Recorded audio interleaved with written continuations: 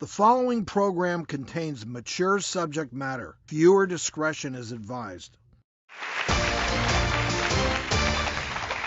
The World Health Organization estimates around 1 million people die every year from suicide.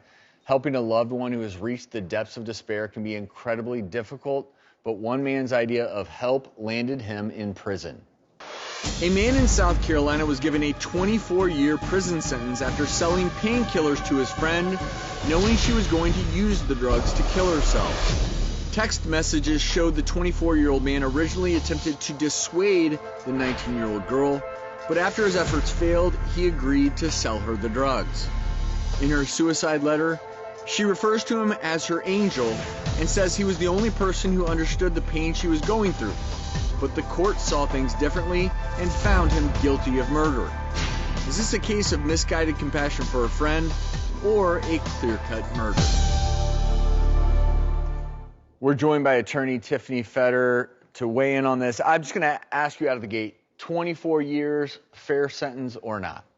Well, I think it's a fair sentence because he basically handed her the loaded gun.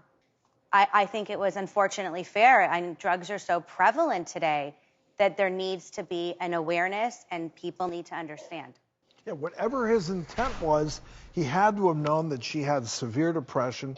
She had talked about suicide before. She had verbalized it. You have to take that seriously. What was particularly egregious, I think, about this was she had actually tried and failed on her first attempt to commit suicide, correct? Right. And then he supplied her again with a larger dose. A bigger dose for the second attempt opiates. that was successful. Right. What she needed was psychiatric help. That was the right thing. That she was a suicide ready to happen, and what he did instead of getting her help, gave her more This medication. is a horrible case, and I unequivocally believe that he should have been charged, found guilty. And the reason I'm happy a message was sent was because it forces people to think about what they would do. Absolutely. But all I'm saying is that I would love for people to think through what you would do, because you should ask for help. You should get help.